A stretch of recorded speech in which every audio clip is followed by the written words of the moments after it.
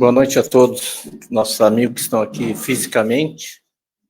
Saudamos também os que não estão fisicamente, mas nem por isso estão insensíveis a nós, talvez em número maior. Saudamos também os amigos que nos acompanham pelo Facebook. E só queremos dar um recado da nossa obra. Nós já agradecemos o amigo que veio ajudar a lixar lá em cima. Já lixamos todas as paredes, aspiramos bastante poeira. E amanhã, com a graça de Deus, vamos começar a pintura lá em cima. E continua aberto, quem quiser vir nos ajudar a lixar as paredes, ajudar a pintar. É um trabalho que é fácil de fazer. Pintar não requer esforço físico. A gente pode ensinar quem quiser vir, né? As mulheres depois podem pintar as vossas casas, os vossos apartamentos. O pessoal que nos acompanha pela internet também, que tiver disponibilidade, amanhã, 8 horas da manhã, estaremos aqui para dar continuidade, para seguir o nosso cronograma rumo, né, ao que um dia, talvez daqui a uns 60 dias, 70 dias, estejamos na nossa sede própria. Vamos pedir para o nosso irmão Renato fazer uma leitura de abertura das tarefas da noite. Boa noite. Do livro Senhor e Mestre,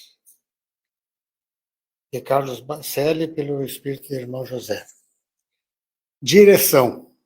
Se não queres perder a direção, convém que não olhes para trás e nem para os lados. Olha para o Cristo, que te segue à frente. Que seja ele teu luminoso ponto de referência na caminhada. Os outros, qual te acontece, pode distrair-se, observando a paisagem em torno. Podem, inadvertidamente, enveredar por perigosos atalhos. Pode desapontar-te, quanto tantas vezes já desapontaste os que em ti confiavam. Somente a luz do Senhor, em meio à mais escura travessia, nunca se eclipsa.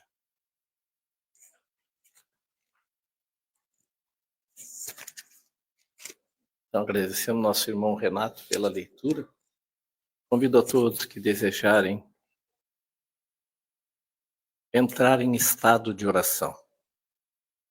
Para isso, alguns de nós precisamos fechar os olhos, outros nem tanto. E pela oração possamos nos conectar com o mundo espiritual que nos rodeia. Agradecemos pela leitura, que Jesus é o percursor e nós possamos ter como objetivo maior, buscarmos, caminharmos nas suas pegadas. Caminhar sob a orientação do seu Evangelho, de amor e perdão. E aqui reunidos, Senhor Jesus, em teu nome, amparados pelos amigos espirituais desta casa e particular de cada um, viemos buscar o alimento, viemos buscar a luz, esta luz que consola e que nos ajuda a vencer as trevas da nossa existência, ainda presente, focos de escuridão nas nossas consciências, mas que possamos a cada dia, recebendo essas orientações da doutrina espírita, fazermos a transformação em nós mesmos e trabalhar pela transformação do próximo, e como teus operários, um dia transformaremos o planeta. E os amigos desta casa, o mentor particular de nosso irmão Vitalino, que nos visita hoje, possam ampará-lo, ele expor o que trouxe, o que se preparou, e que nós tenhamos ouvidos de ouvir, possamos entender e compreender a mensagem que será colocada. Que assim seja. Então, nosso querido amigo Vitalino pode assumir as suas obrigações, né? Obrigações. Né? O Vitalino é um amigo querido lá do Abrigo Espírita Oscar José Pitã. Tá? Pode conduzir-nos. Obrigado. Boa noite, queridas amigas, queridos amigos. Que o Mestre Jesus nos ampare e nos auxilie no estudo de hoje. Aquele se tornou um dia especial, assinalando um novo conceito de vida. Vida em renovação, vida de paz. A família de Betânia, que se fizera amada na pequena comunidade, hospedava Jesus nas diversas vezes em que ele descia a Jerusalém ou quando dali retornava. Constituía um remanso onde o amor se faz presente e a ternura se demora. A casa dos irmãos gentis tornara-se ponto de referência obrigatória nos comentários da população, em face da preferência do nobre Galileu, que ali ensinava as lições libertadoras do reino dos céus. Lázaro, que era portador de uma dermatose de grave curso, houvera morrido e fora inumado na tumba da família, cavada na rocha viva a poucos metros do lar onde residia. As irmãs desoladas mandaram informar ao amigo que se encontrava distante. E em face disso, quando ele chegou, já se haviam passado 4 dias desde a infausta ocorrência. A catalepsia vitimara Lázaro, que dormia quase morto, conforme se encontrava. Meus amigos, sabemos pelos relatos da doutrina espírita que Lázaro, considerado morto, estava, na verdade, em estado de catalepsia. E Jesus, na verdade, sabia disso, pois sabia que tudo aquilo ocorria para se cumprir uma das profecias de que o Messias iria ressuscitar alguém que estava entre os mortos. Então ele se demorou para chegar a Betânia, junto daquelas amigas. Porém, mesmo sabendo que Lázaro não estava morto, que ele iria voltar ao seu chamado, Jesus, vendo as amigas chorando, consternadas, chorou junto com elas. Isso me chamou muito a atenção, porque Amélia Rodrigues, nesse relato aqui, do livro Pelos Caminhos de Jesus, ela fala que essa família da cidade de Betânia era muito próxima de Jesus. Lázaro, Marta e Maria, se não me falha a memória. E então, Jesus, num sentimento de afeto muito grande, mesmo sabendo que estava tudo tranquilo, ele chora junto com as irmãs de Lázaro. Continua o relato do espírito Amélia Rodrigues, a psicografia de Edivaldo Franco. O mestre, apesar de haver se comovido com a dor que se abatera sobre o grupo familiar querido, dirigiu-se ao túmulo com as pessoas que foram atraídas. E chamando o morto com voz enérgica, este se desembaraçou das mortalhas adereços fúnebres, saindo à luz, ressurreto e triunfante. Isso está narrado na Bíblia, nos Evangelhos, mas Amélia Rodrigues nos traz um colorido a mais, informações a mais. E ela fala o como que a notícia se espalha. Fala que todos os comentários continuam e algumas pessoas vão falar em outras localidades. Ela narra o seguinte: alguns daqueles que haviam testemunhado o fato correram bajuladores a narrá-lo aos sacerdotes, permitindo que se reunisse o conselho dos fariseus e se programasse a morte de Jesus e de Lázaro. Quando não se pode competir e se é inferior, estabelece-se ao outro matar. A vingança dos infelizes tem-lhes a própria a dimensão deles mesmos. amesquinhados pela pequenez, perseguem, perseguidos que vivem pela insânia na qual estagiam. Amélia Rodrigues é bem clara na pequenez dos fariseus e dos demais bajuladores. E eu trouxe, para iniciar o nosso estudo hoje, esse relato. Porque, por um lado, Jesus sabia que tudo ficava bem, tudo estava tranquilo, tudo estava bem, não havia motivos para choro, mas ele chora junto com as amigas do coração.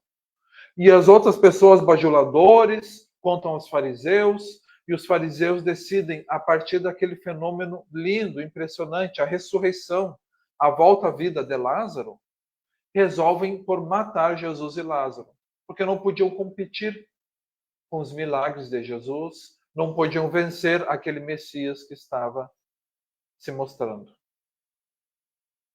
Jesus é uma figura inigualável.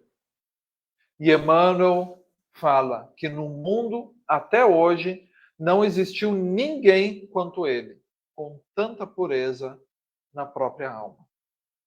Essa pureza que eu tentei trazer, ilustrar com esse afeto dele, com esse chorar junto das amigas, Emmanuel comenta nesse capítulo do livro Religião dos Espíritos. Emmanuel diz que para muita gente a manjedoura era lugar desprezível. Entretanto, ele via Deus na humildade com que a natureza lhe oferecia materno colo e transformou a estrebaria num poema de excelsa beleza. Hoje em dia, nós não conseguimos falar em manjedoura sem falar em Cristo, sem falar em Natal. Então, a gente já faz essa relação graças a Jesus. Para muita gente, Maria de Magdala era mulher sem qualquer valor, pela condição de obsidiada em que se mostrava na vida pública. No entanto, ele via Deus naquele coração feminino ralado de sofrimento, e converteu-a em mensageira da celeste ressurreição. E Emmanuel cita diversos outros exemplos nesse capítulo, que eu não vou trazer todos aqui, mas ele fala de Judas, fala de Simão Pedro, que negou a Jesus, fala de Saulo, que depois adotou o nome de Paulo, conhecido como São Paulo, e como Jesus, a cada um deles, teve um olhar de pureza e enxergava, como enxerga todos nós, como espíritos imortais e como potenciais de suas realizações. Enxergava o ser que estava prestes a vir à luz, que estava ali dentro. E então Emmanuel encerra a lição dizendo a nós: se purificares assim o coração, identificarás a presença de Deus em toda parte, compreendendo que a esperança do Criador não esmorece em criatura alguma. E perceberás que a maldade e o crime são apenas espinheiro e lama que envolvem o campo da alma, o brilhante divino que virá fatalmente à luz.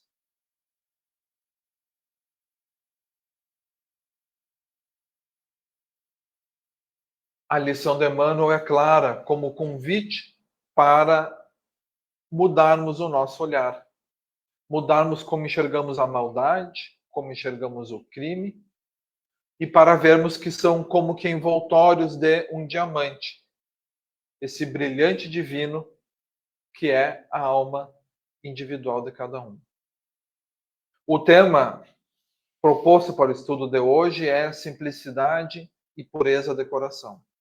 Ele está no capítulo 8º do Evangelho segundo o Espiritismo, é o primeiro item, os primeiros itens desse capítulo, é o primeiro título.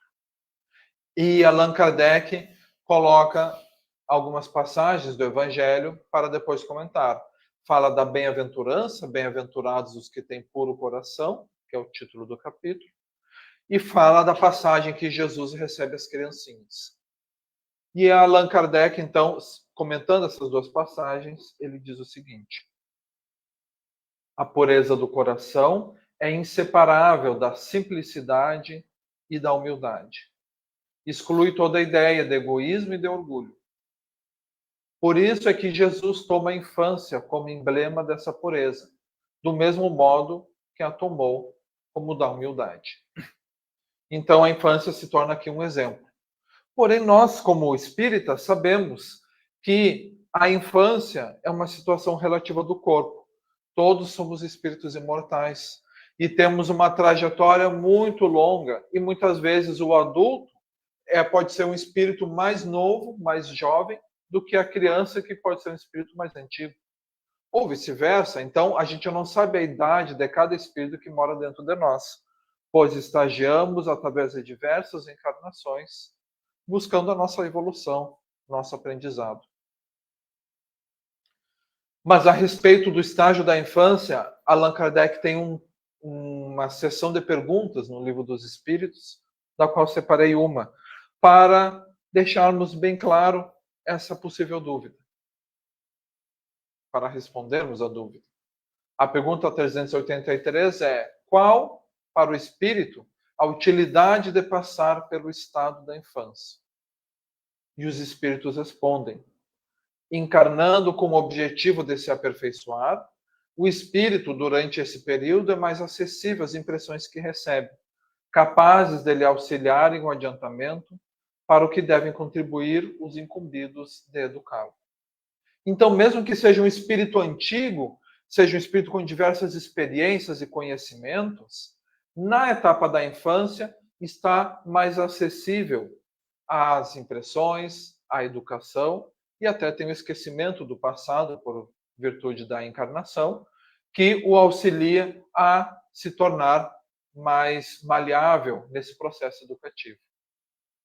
Então, é claro que surge para nós uma observação importante sobre a responsabilidade da educação.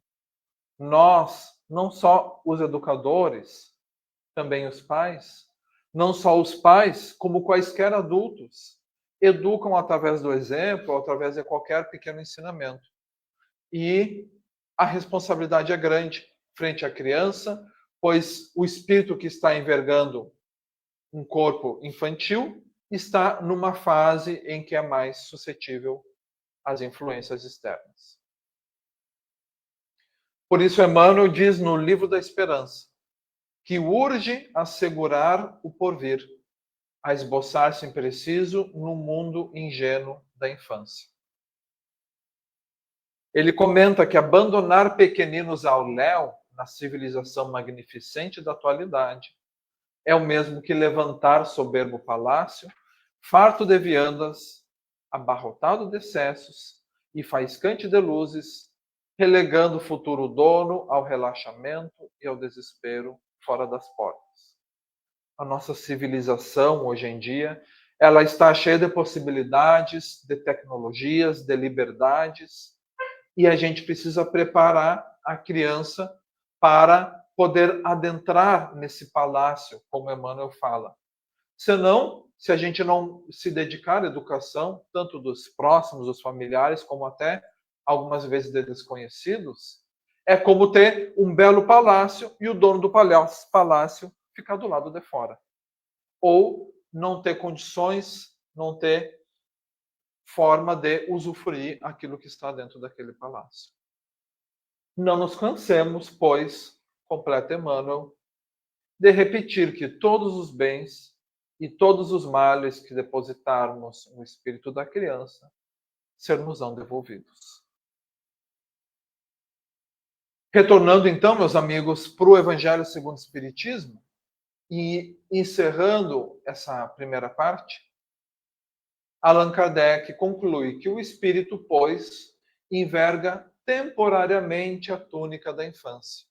E assim, Jesus está com a verdade quando, sem embargo da anterioridade da alma, toma a criança por símbolo da pureza e da simplicidade. É a pureza e a simplicidade que o espírito acaba tendo quando está envergando, né, essa túnica de criança, porque é mais suscetível às influências, à educação que chega até ele.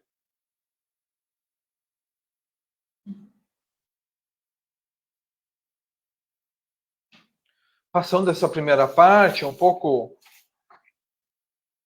mais densa, mais de apresentação do tema, iniciamos agora vou começar lendo a passagem do Evangelho que fala de Jesus e as criancinhas, conforme anotou Marcos. Também está presente nos Evangelhos de Lucas e Mateus. Então lhe apresentavam uns meninos para que os tocasse, mas os discípulos ameaçavam aos que lhes apresentavam. O que, vendo Jesus, indignou-se e disse-lhes: Deixai vir a mim os pequeninos, e não os impeçais, porque deles é o reino de Deus.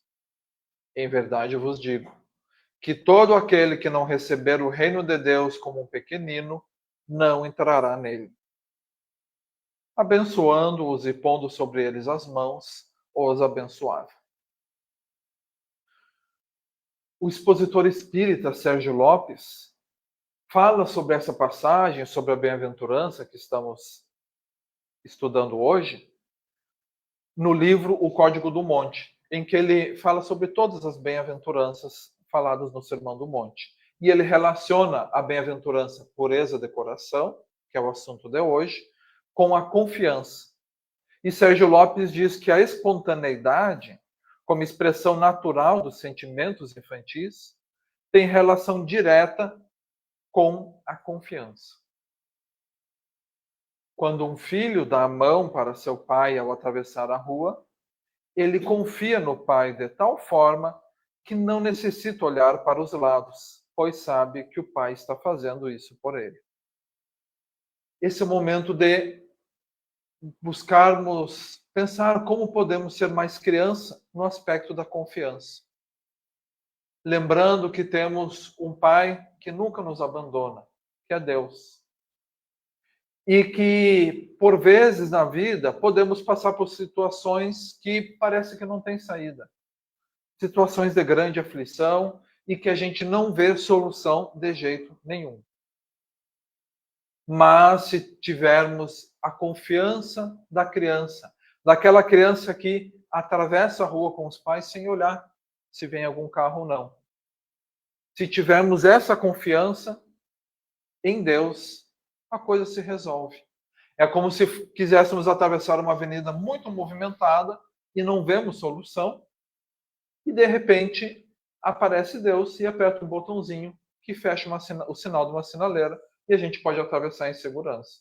Então, muitas vezes aparece uma solução, e sempre tem uma solução. E muitas vezes uma solução que a gente não imaginava. Por isso, em alguns momentos, alguns de nós ou algum familiar querido pode até dizer: eu não aguento mais, eu não consigo, não tem mais jeito, eu tenho tentado resolver isso, eu não consigo, eu quero ir embora, eu quero sumir, quero desaparecer, eu quero sair da vida. Mas isso não é uma possibilidade. A gente, todos nós somos imortais, como é que a gente vai sair da vida? Não existe morte para o espírito imortal. A gente pode sair da vida do corpo físico, mas quem infringe esse ato a si mesmo comete um crime frente aos olhos de Deus. E continua com os mesmos problemas que tinha antes, só que aí tem um problema a mais, o arrependimento. Claro, Deus é o Pai que nunca abandona os seus filhos, inclusive aqueles que agem contra as suas leis. Mas nós sempre temos as consequências. Então, acabar com a vida nunca é uma opção. O convite é que confiemos em Deus. Uma solução aparece. O expositor Sérgio Lopes também comenta sobre as crianças e a bem-aventurança pureza de coração no seguinte sentido.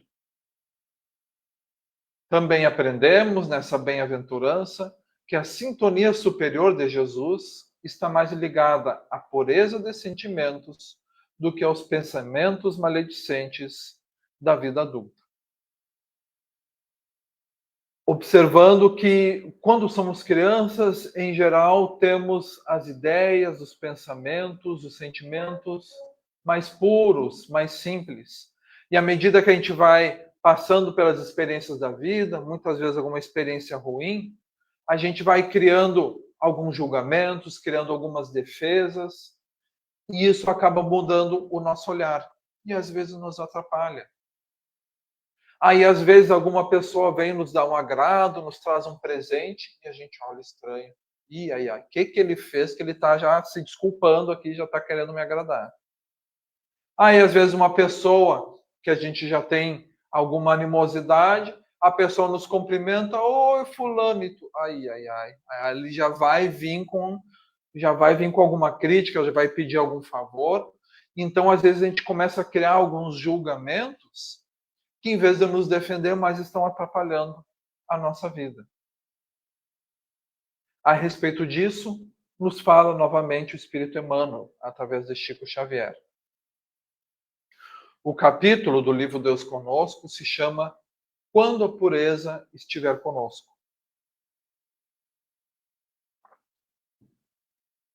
Ele diz: quando a pureza estiver em nossos olhos, fixaremos na cicatriz do próximo a desventura respeitável do nosso irmão. Quando a pureza morar em nossos ouvidos, receberemos a calúnia e a maldade, nela sentindo o incêndio e o infortúnio que ainda lavram no espírito daqueles que nos observam sem o exato conhecimento de nossas intenções. Emmanuel nos convida para olhar com um pouco mais de cuidado, um pouco mais de fraternidade, um pouco mais de carinho. Às vezes parece que é uma ofensa contra nós, parece que é algo que estão desferindo um golpe, às vezes até uma situação de calúnia, como ele fala, mas convida para a gente olhar por um outro lado, às vezes uma dificuldade do irmão que está cometendo aquele ato. Quando a pureza brilhar em nossas mãos, a preguiça não nos congelará a boa vontade e aproveitaremos as mínimas oportunidades do caminho para o abençoado serviço do amor que o Mestre nos legou. Vamos pensar numa situação para ilustrar o que Emmanuel está falando. Imaginem que estamos na rua caminhando e de repente alguém bate na gente, dá um tropicão na gente, tropeça, e a gente vai levantar a voz e olha a pessoa um deficiente visual que está ali tentando se movimentar na rua. E aí imediatamente a gente para, não vou brigar porque a pessoa não é culpa dela que ela bateu em mim, né? E a gente se preocupa se ela se machucou, né? Porque um deficiente visual, quando bate alguma coisa, é completamente inesperado e às vezes se machuca. E a gente fica preocupado com a pessoa. Ou uma outra situação, a gente está numa festa de família, conversando, e uma criança bate na gente e sai correndo. Se a gente for brigar com a criança, todo mundo vai estranhar, vai dizer, calma aí, mas por que está brigando? A criança está só brincando, passou correndo, o que tu vai se ofender com isso? Então, quando a gente considera a situação do outro em maior profundidade, a gente consegue repensar melhor a nossa atitude. Claro, o convite aqui não é que a gente saia na rua considerando todos os outros como deficientes evolutivos, deficientes morais ou como crianças no processo evolutivo. E de repente a pessoa faz uma coisa, tudo bem, tu ainda é uma criança na evolução espiritual. Não é esse o objetivo, a gente se achar melhor que os outros. Até porque não existe possível comparação na evolução, porque está todo mundo meio junto tentando aprender. Uns melhores em uma coisa, outros melhores em outra. O convite é para que tenhamos um olhar mais fraternal, para que a gente pense duas vezes, para que a gente exercite a caridade, o amor que tanto Jesus ensinou. Encerra então Emmanuel esse capítulo dizendo: bem-aventurados os puros de coração, proclamou o divino amigo. Sim, bem-aventurados os que esposam o bem para sempre, porque semelhantes trabalhadores da luz sabem converter a treva em claridade, os espinhos em flores, as pedras em pães e a própria derrota em vitória, criando invariavelmente o céu onde se encontram, e apagando os variados infernos que a miséria e a crueldade inflamam na terra para tormento na vida. Olha só, quando a gente adota essa pureza, a gente não só está buscando, está botando em prática a fraternidade ensinada no Evangelho, mas a gente está transformando aquele ambiente que era prejudicial para nós mesmos num ambiente melhor. Imagina, a gente está transformando espinhos em flores, então, para nós é até melhor agir dessa maneira. A gente transforma, deixa eu achar aqui a palavra, derrota em vitória e cria o céu onde a gente se encontra, nos infernos que a gente se encontra. Então imagina, a gente está criando o céu para nós mesmos, tanto no nosso pensamento, nos nossos sentimentos, né? Porque a gente acaba sentindo estar no lugar bom ou ruim conforme o que a gente sente dentro de nós, como também através da lei de causa e efeito, né? Quando a gente ou até o ambiente do local, né? Quando a gente age com mais fraternidade, a coisa sempre fica mais amena.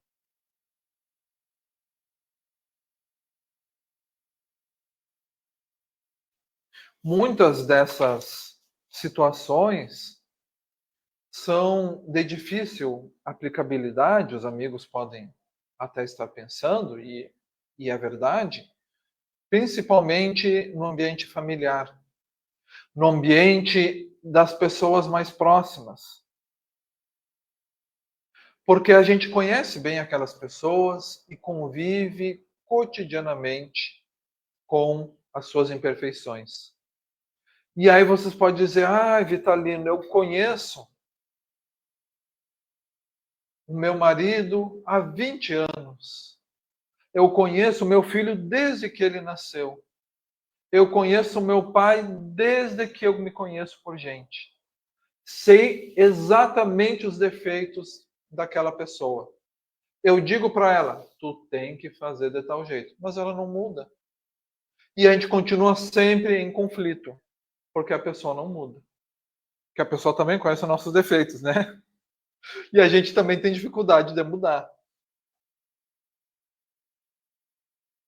Mas então o convite é que nos esforcemos para exercitar a tolerância, a compreensão. Quem ama o próximo, diz Emmanuel, sabe, acima de tudo, compreender. E quem compreende, sabe livrar os olhos, os ouvidos do venenoso visco do escândalo, a fim de ajudar, ao invés de acusar ou de servir. Quem sabe, ao invés de a gente apontar o erro daquela pessoa que está com a gente sempre e colocar o dedo na ferida, a gente não busque compreender mais e aproveite, já que conhece tão bem aquela pessoa, acha o jeito certo de chegar nela. Acha o jeito certo de conversar com ela, com fraternidade, para ela, no tempo dela, pode ser daqui a uns 10, 20 anos, quem sabe, perceber o que ela poderia fazer de diferente e se sentir realmente querendo ser diferente, fazer diferente. Digamos que uma pessoa diga, fulano, eu não aguento mais viver no mundo, conviver com as pessoas estão me incomodando e eu prefiro ficar sozinho, só nós aqui e deu, e não quero mais conviver. Uma possibilidade é a gente chamar a atenção, calma aí. Mas a convivência em sociedade é o que nos ajuda a crescer. O Evangelho, o Livro dos Espíritos fala da lei da sociedade, a gente tem tanto a aprender, e podemos dar uma palestra espírita sobre isso para a pessoa. E, dependendo da pessoa, pode ser o melhor caminho. Ou a gente pode escutar, conversar, dizer, é mesmo? Faz quanto tempo tu te sente assim? Sempre foi assim ou mais recentemente? E tu tem tentado ficar mais sozinho em casa? Isso tem te feito bem? Tem me feito bem. Às vezes me dava saudade de fulano. Tá, então de repente a pessoa está encontrando o seu eixo e ela precisa se conhecer bem e saber, preciso ficar tanto tempo sozinha e depois tanto tempo de convivência. para a gente não exigir dos outros o que talvez os outros não queiram, não possam fazer. E que às vezes é a nossa vontade, é o nosso desejo. E isso para várias outras situações. A gente quer impor o que a gente acha que é o melhor, e talvez não seja o melhor, ou talvez a pessoa não esteja disposta. Aí a gente está mais acusando e desservindo, e menos ajudando. Enquanto nos demoramos na escura fase do apego exclusivo a nós mesmos, encarceramos-nos no egoísmo e exigimos que os outros nos amem. Isto é, a gente acaba, quando fica dizendo para o outro ser assim, ser assado, ser de tal jeito, a gente, no fundo, está querendo que ele se molde às nossas vontades e que nos ame do jeito que a gente quer que nos ame e que fique mais confortável na relação para com a gente. O que talvez não seja o melhor, mas é o que a gente acha que é melhor, pelo menos para a gente, e acaba achando que é melhor para o outro. Mas muitas vezes é por um conforto nosso.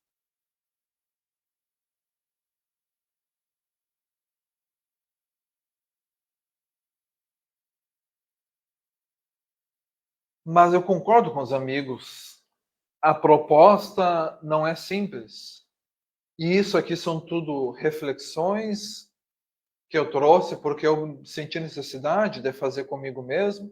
E a gente vai observando o quanto que a gente pode e quer modificar a nós mesmos. Porque modificar o outro cabe ao outro. E no livro Mundo Regenerado, Joana de Ângeles tem um capítulo chamado Pureza de Coração, em que ela inicia ouvindo essas nossas queixas, ouvindo a gente se lamentar que é difícil, que a gente está cansado, que a gente não está conseguindo fazer as mudanças que a gente gostaria.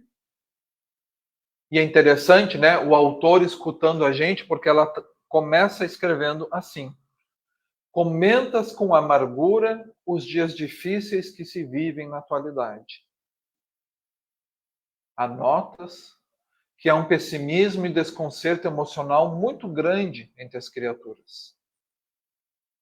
Muitas esperanças e planos superiores que anelaste, que tentaste tornar realidade, diluíram-se nos transtornos que tomam conta da sociedade. E ela continua. É uma página e meia, externando as nossas lamentações. Mas ela não fica por aí. Joana de Ângeles nos faz o chamamento. Jamais te permitas perder a irrestrita confiança em Deus, debatendo-se em conflitos perturbadores. Onde te encontres, da forma que estejas, o que faças e o de que necessites, Deus sabe. Cada situação, meus amigos, que aparece para nós, na nossa frente, vem com algum motivo, vem com algum objetivo. E Deus as coloca não à toa. O teu discernimento, continua ela, encontrou no Evangelho de Jesus a bússola para a viagem carnal, que aponta o norte magnético que leva ao país da pureza de coração. Essa conquista que a todos fascina e atrai constitui a meta a ser conquistada. E deves entender que a jornada é feita com experiências, às vezes ásperas, que trabalham os instintos, transformando-os em emoções saudáveis. As experiências ásperas nos ajudam a trabalhar nossos instintos que devem ser transformados. Só que depende da gente escolher o que a gente vai fazer com cada experiência. Se a gente vai utilizar ela para nos transformarmos ou não. É como Jesus que chega aos pescadores em Cafarnaum e diz: venham comigo, eu vos tornarei pescador de homens. E ele, sem titubear, o segue. E Jesus continua nos convidando. Pelas experiências, pelas situações, pelas dificuldades que a gente passa, ele nos convida. Vamos lá. Te modifica, te melhora, transforma aquele instinto, aquela coisa voraz que tem dentro de ti em algo melhor. E ele nos atende também como doentes da alma, assim como atendeu aqueles na época do Evangelho. Jesus ensinou o reino de Deus a todos que estavam dispostos a ouvi-lo. Jesus curou os cegos, limpou as feridas dos leprosos, atendeu os famintos, fez levantar os paralíticos. Jesus perdoou, ensinou com humildade, acolheu a cada um que foi buscar a sua ajuda. E o que ele recebeu do mundo? O mundo o devolveu com o julgamento. Jesus não cometeu um erro, porque ele já era espírito puro à época da formação do planeta Terra. Mas foi traído pelo amigo Judas. Foi levado pelos soldados à prisão. Foi julgado por aqueles que se chamavam os doutores da lei, que se diziam os representantes de Deus, e o criticaram por ele mostrar quem ele realmente era, o Messias. Foi negado por Simão Pedro. Se Jesus, que só fez o bem, recebeu isso em troca, o que será de nós? Como é que a gente estranha ainda hoje em dia que quando a gente faz um monte de coisa boa, a vida, a sociedade, os amigos nos devolvem com ofensas, com mau agradecimento, com egoísmo? Jesus é o nosso modelo, foi nosso exemplo, inclusive na época, no momento do martírio, nos mostrando a altivez e a serenidade,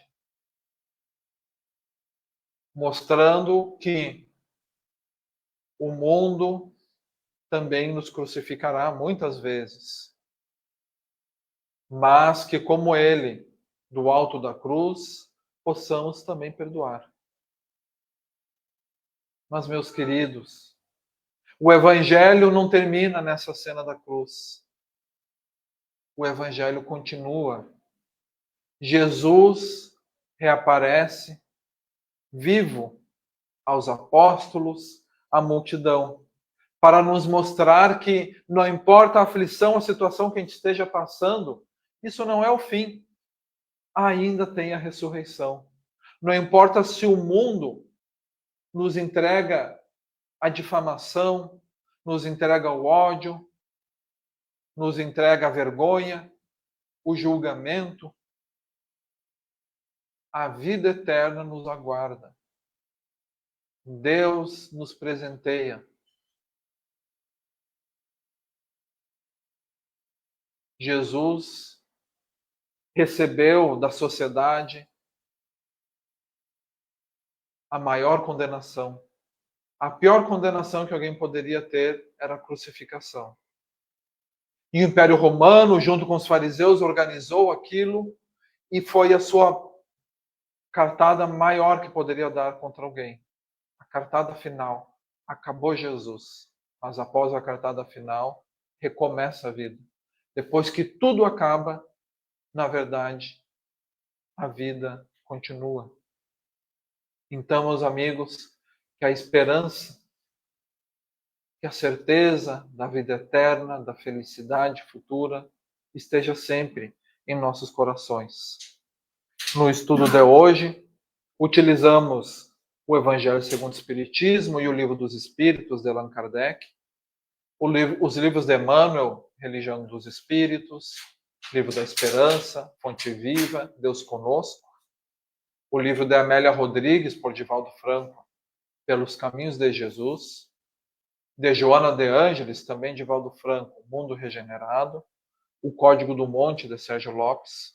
E os vídeos estão disponíveis no YouTube, no canal da Igreja de Jesus Cristo dos Santos dos Últimos Dias. Agradeço a atenção, a paciência por me escutarem. E os amigos pediram para eu fazer o encerramento, a prece com o passe espiritual. Então, aproveitando as emanações radiosas que estão presentes aqui nesse ambiente, nos ligamos um pouco mais intimamente com o nosso querido amigo Jesus, que nos recebe de braços abertos e coloca sobre nossas cabeças as suas mãos, nos transmitindo a sua energia amorosa. Querido amigo, não nos consideramos dignos de tanto receber, de estarmos na tua presença, percebendo o teu divino amor. Mas tu, mesmo assim, nos ampara, nos auxilia, nos ama incondicionalmente, merecendo nós ou não. Então rogamos que nos ajude a aproveitar ao máximo as bênçãos deste momento, os fluidos da espiritualidade superior que chegam até nós, os quais direcionamos em pensamento a algumas pessoas que nos são caras. E que seja possível, quando retornarmos aos nossos lares, que possamos distribuir um pouco dessas luzes que alcançam nossos corações àqueles entes queridos e possamos reformarmos-nos intimamente na convivência familiar e nas atitudes do dia a dia, tendo o Evangelho como bússola. Muito obrigado, Deus Pai, assim seja.